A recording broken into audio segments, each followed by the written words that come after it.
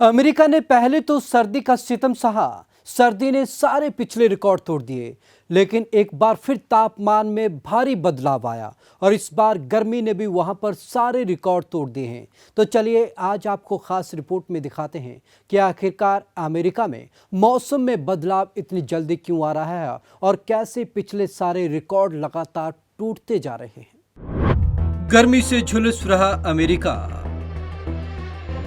बर्फबारी के बाद अब गर्मी तोड़ रही रिकॉर्ड। 122 साल की बर्फबारी का टूटा रिकॉर्ड। अब गर्मी ने तोड़ा 111 साल का रिकॉर्ड। बसंत ऋतु से पहले अमेरिका में आ गई गर्मी। इस साल गर्मी की तपिश लोगों को अभी से ही झुलसाने लगी है, सताने लगी है। गर्मी ने अभी से ही लोगों के पसीने छुड़ाने शुरू कर दिए हैं। अमेरिका भी इससे अछूता नहीं है। अभी कुछ दिन पहले की बात है जब अमेरिका बर्फबारी से जम गया था। वहां चारों ओर बर्फ ही बर्फ नजर आ रही थी। यहां तक कि बर्फबारी ने 122 साल का रिकॉर्ड तोड़ दिया था।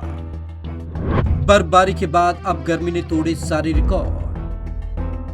अमेरिका में 122 साल की रिकॉर्ड बर्फबारी के 55 दिन बाद गर्मी ने 111 साल का रिकॉर्ड तोड़ दिया। यहां का तापमान 33 डिग्री सेल्सियस तक पहुंच गया। तेजी से बढ़ी इस गर्मी के कारण लोग समुद्री तटों की ओर रुख करने लगे हैं। मौसम विभाग के मुताबिक अमेरिका में मार्च अप्रैल में तापमान 22 से 25 डिग्री के बीच रहता है, लेकिन इस साल यह 33 डिग्री तक पहुंच गया। 7 से 8 डिग्री तक ज्यादा है तापमान। यह पिछले सालों की तुलना में 7 से 8 डिग्री तक ज्यादा है। सैन डिएगो स्थित नेशनल वेदर सर्विस के मौसम विज्ञानी मार्क मीडी ने बताया कि इस साल सर्दियों में रिकॉर्ड बर्फबारी तो हुई, लेकिन सर्दी अचानक खत्म हो गई। इस कारण अमेरिका और यूरोप में हीट वेव चलने लगी है। समय से 1 महीना पहले आ गई गर्मी।